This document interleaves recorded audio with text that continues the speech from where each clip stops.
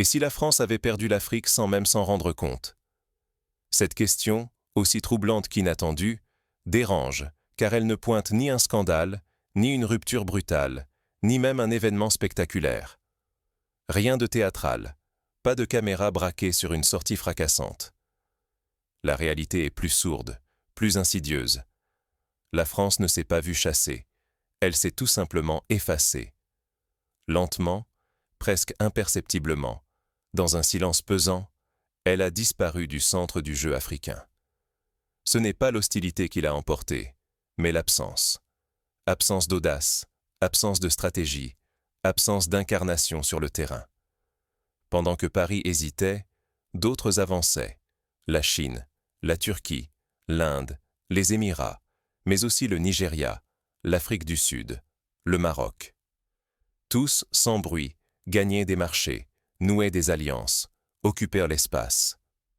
Personne ne s'est levé pour claquer la porte. La France, simplement, a cessé d'entrer dans la pièce où tout se jouait. Les conséquences de ce retrait discret sont lourdes. Si la France ne comprend pas ce basculement, elle risque de devenir définitivement périphérique en Afrique. Ce n'est pas une simple question d'économie, de chiffre d'affaires ou de part de marché.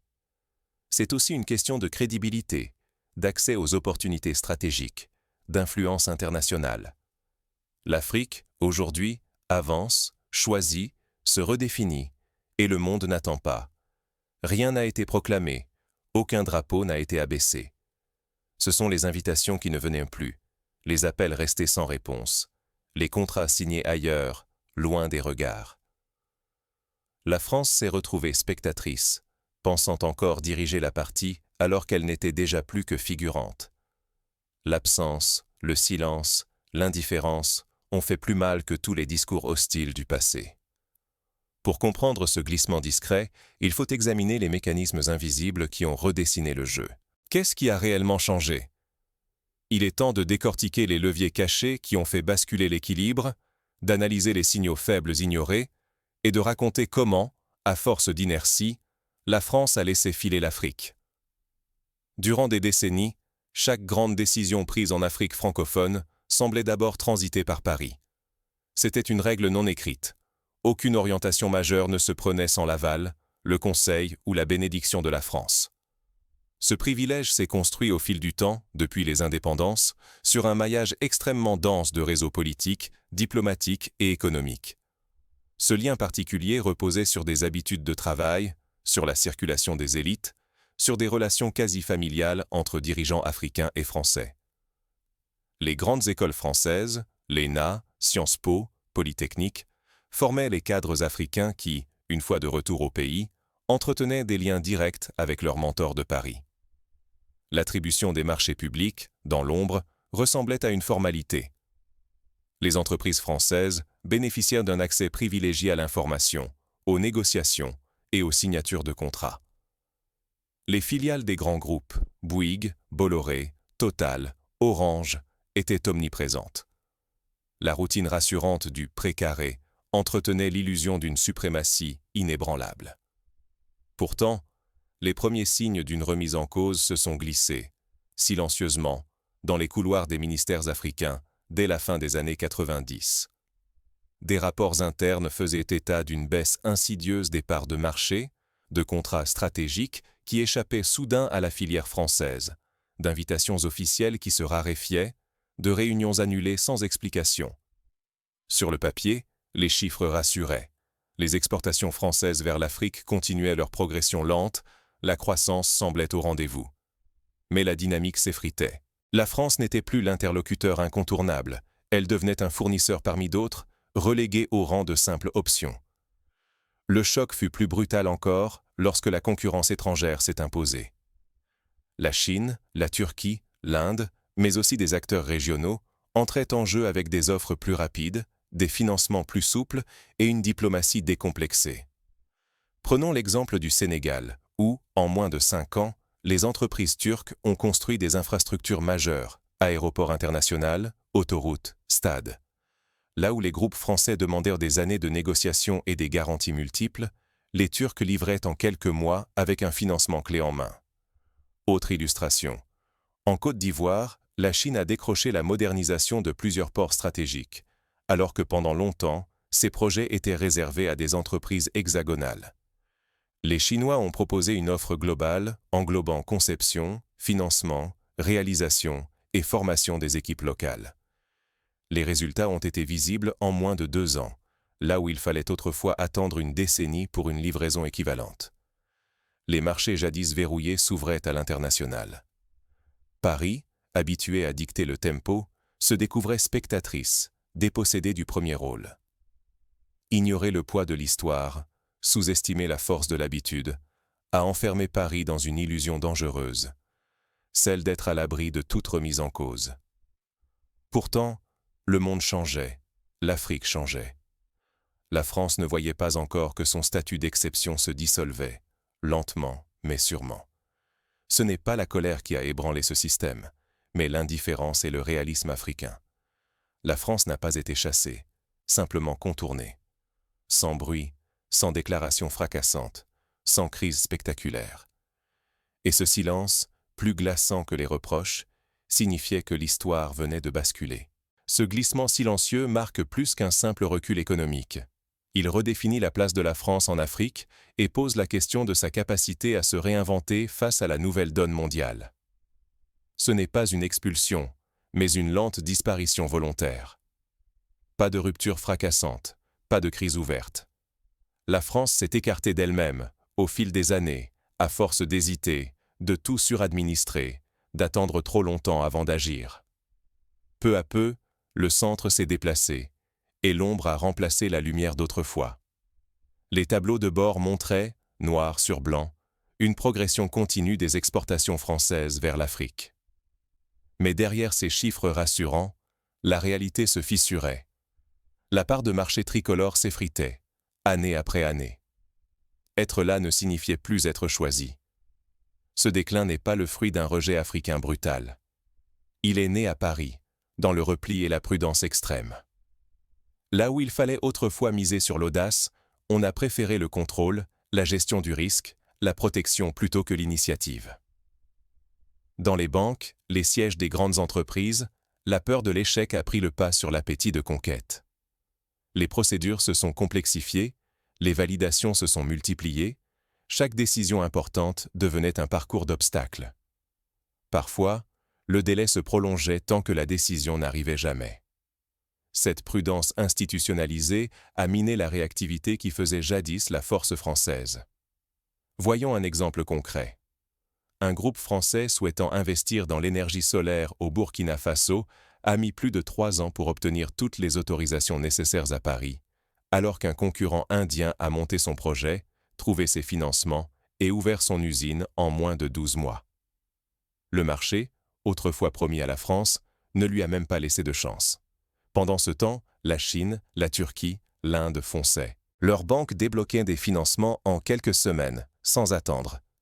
Leurs entreprises livraient vite et massivement. Pour elles, l'Afrique était une promesse, pas une menace à contenir. Dans le secteur des télécommunications, Orange, longtemps leader, a vu ses parts de marché grignotées par l'arrivée d'opérateurs sud-africains et émiratis, capables d'innover plus vite et à moindre coût.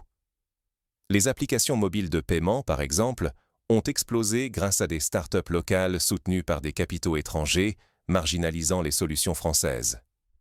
Les marchés africains, eux, se sont adaptés. La fidélité d'hier a cédé le pas à l'exigence de performance. Les contrats allaient à ceux qui savaient agir vite, livrer, garantir le résultat. Les groupes français, englués dans leur propre lenteur, perdaient du terrain chaque mois.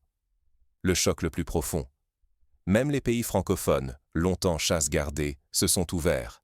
Appels d'offres élargis, victoires françaises devenues exceptionnelles. La préférence nationale s'éclipsait devant la compétition. Au Cameroun, par exemple, la gestion du port de Douala, jadis confiée à Bolloré, a été reprise par un groupe italo-suisse, après un appel d'offres international, où la France n'a même pas terminé dans les finalistes. À force de céder à la prudence, la France a sacrifié 2 leviers essentiels, la pertinence et la confiance. Et dans la compétition mondiale, ces atouts, une fois perdus, sont presque impossibles à regagner. La France n'était pas rejetée, simplement rendue secondaire, optionnelle, à la périphérie du jeu. Mais cette marginalisation n'est pas une fatalité. Une question s'impose alors. La France peut-elle encore inverser la tendance, et comment? L'Afrique ne cherche plus un guide. Elle choisit ses partenaires selon des critères strictement pragmatiques. Désormais, c'est elle qui impose la cadence, consciente de son poids et de son pouvoir d'attraction à l'échelle du monde. Face à la perte d'influence en Afrique de l'Ouest, Paris tente de se réinventer en regardant vers l'Est. Le sommet récent à Nairobi l'illustre, la France espère y trouver une écoute nouvelle, loin des terres francophones traditionnelles où son crédit s'effrite. Mais la posture a changé du tout au tout. Le temps du chef d'orchestre est révolu. Aujourd'hui, la France doit faire jeu égal, sur un terrain déjà occupé par la Chine, la Turquie, l'Inde, les Émirats, tous présents, chacun avec ses atouts et sa rapidité d'exécution. Paris, pour se repositionner, évite les sujets qui fâchent, passé colonial, mémoire blessée, contentieux politique. Les discussions privilégient innovation, climat, affaires. Mais balayer le passé d'un revers de main ne suffit pas à regagner la confiance. La réalité s'impose avec force. La perte de légitimité est profonde, surtout au cœur de l'Afrique francophone. Les images de dirigeants africains redistribuant les cartes, d'un geste net, incarnent ce basculement irréversible. Désormais, la France n'a plus de passe-droit. Comme tous les autres, elle doit attendre d'être invitée à la table. Le nouvel échiquier africain ne pardonne pas l'hésitation. Les marchés sont ouverts, mais la compétition est féroce, structurée, implacable. Les contrats se gagnent à la performance, à la transparence, à la vitesse, non à l'histoire ou à la loyauté passée. Au Ghana, par exemple, la construction de la centrale hydroélectrique d'Akosombo a été attribuée à un consortium sino-brésilien, là où les groupes français n'ont même pas été consultés, faute de propositions assez innovantes. Face à cela, l'Afrique ne veut plus de promesses vides. Ce qu'elle exige, c'est le respect, l'efficacité, l'égalité, sans exception ni condescendance. Les gouvernements fixent les règles, imposent les délais et sanctionnent l'attentisme d'une exclusion pure et simple. Pour la France, l'enjeu est vital. Un nouvel échec condamnerait à une marginalisation durable, voire définitive, loin des nouveaux circuits d'influence et d'innovation africains. Ce n'est plus une question de part de marché. Il s'agit de crédibilité, d'adaptation et d'une place à défendre dans la compétition mondiale. Les signaux sont clairs. L'Afrique ne reviendra pas en arrière. Pour la France, il ne reste plus qu'une option, se réinventer ou s'effacer. Se réinventer ou disparaître, l'heure n'est plus au faux-semblant. La réalité s'impose à la France, et ce miroir tendu concerne toutes les puissances ou entreprises face à la fin d'un ordre établi. Il ne s'agit plus simplement de contrats ou de chiffres d'affaires, mais d'une bataille vitale pour la crédibilité, l'image et l'influence, dans un monde qui avance sans se retourner. Première leçon. La crédibilité commerciale est désormais indissociable de la légitimité politique. Les marchés africains ne s'ouvrent qu'aux partenaires jugés respectueux, fiables et pleinement à l'écoute des aspirations locales. L'ère du business as usual est morte. Il faut des preuves concrètes, une écoute réelle, de la transparence et une volonté affichée de bâtir ensemble. Espérer contourner la crise en changeant simplement de façade, nouveaux marchés, nouveaux produits, nouveaux discours, est une illusion dangereuse. Sans introspection profonde, sans remise à plat des rapports de pouvoir et des méthodes, ces stratégies ne font que retarder l'inévitable. L'Afrique, comme le reste du monde, distingue vite l'innovation sincère du recyclage de vieilles recettes sous des slogans neufs. L'agilité et la rapidité d'exécution ne sont plus des options, mais des exigences fondamentales. Les acteurs capables de décider vite, d'agir vite et d'adapter leurs offres au contexte local remportent désormais les marchés. Lourdeur administrative, peur du risque et réflexe d'entre-soi conduisent à l'effacement programmé. Respecter la souveraineté, économique, politique ou culturelle, à chaque étape devient impératif. Imposer ses vues, même subtilement, mène à la marginalisation immédiate. L'Afrique n'attend plus. La compétition est mondiale, ouverte, féroce. La place de la France, comme celle de toute puissance ancienne ou montante, n'est plus garantie. Les règles ont changé. Il faut les accepter, s'adapter ou quitter la table. Pour les entreprises et les États, c'est l'heure de vérité. Reconnaître la fin d'un ordre ancien, c'est ouvrir la porte à une relation neuve. La nostalgie n'a plus aucune valeur stratégique. Refuser de voir la réalité ou n'y répondre qu'à moitié condamnera la France. Et quiconque s'accroche aux privilèges d'hier, à l'obsolescence diplomatique et commerciale. L'histoire ne s'arrête pas pour les regrets. Elle récompense l'audace et la lucidité. Alors, comment agir? Comment rompre avec les anciennes habitudes pour rester dans la course? Le moment est venu de passer aux actes. Il ne suffit plus de le proclamer. Il faut le prouver sur le terrain. La suite exige des choix clairs et des gestes forts. La question n'est plus « L'Afrique a-t-elle besoin de la France ?» Mais la France sait-elle, aujourd'hui, se rendre essentielle sans imposer le poids de son passé? Le véritable enjeu n'est plus le retour d'un âge d'or, ni la reconquête d'un rang perdu. Désormais, la partie se joue sur la capacité à écouter, à agir sans attendre, à s'adapter sans condition. Le temps où la France pouvait temporiser, hésiter, puis espérer que tout redeviendra comme avant, est terminé. Sur le continent africain, les règles changent à chaque contrat, à chaque partenariat, à chaque semaine.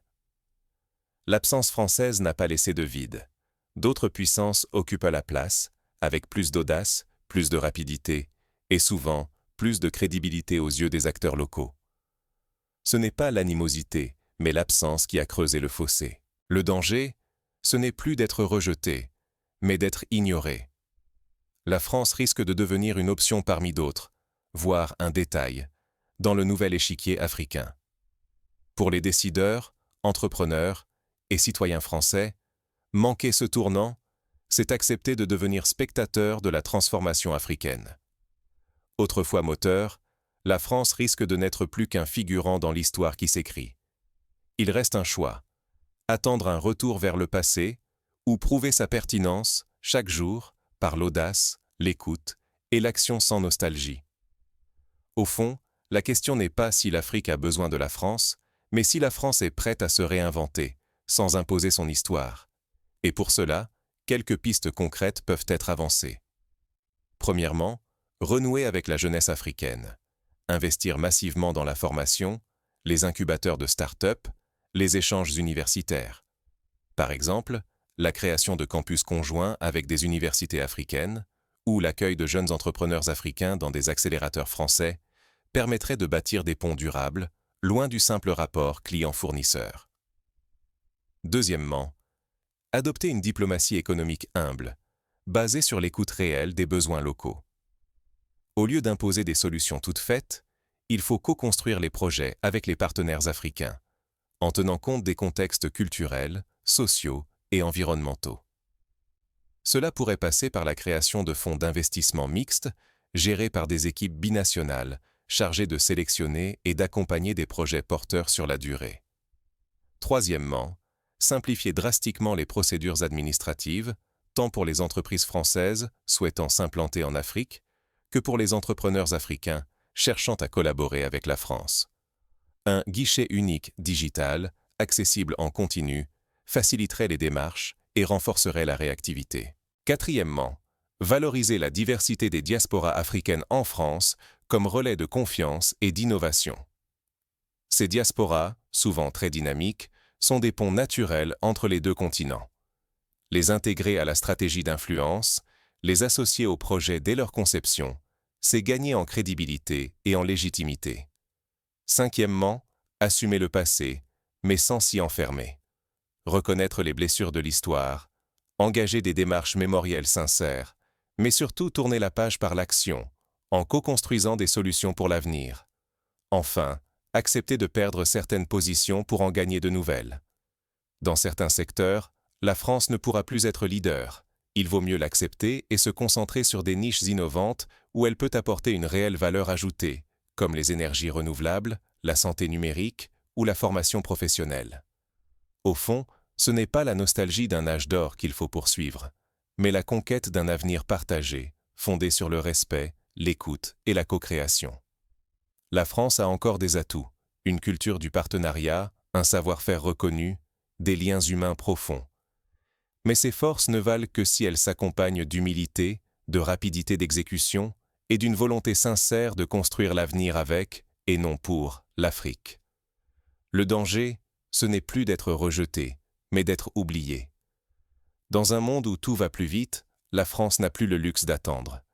Il lui faut choisir, rester spectatrice ou redevenir actrice, non par la force du passé, mais par la pertinence de ses actes présents.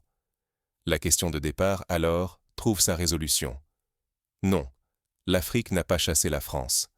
Mais la France, en s'effaçant, a laissé la porte ouverte à d'autres. Seule l'audace de la réinvention lui permettra de retrouver sa place dans l'histoire africaine de demain. La course est relancée. Reste à savoir qui aura le courage de la mener et comment.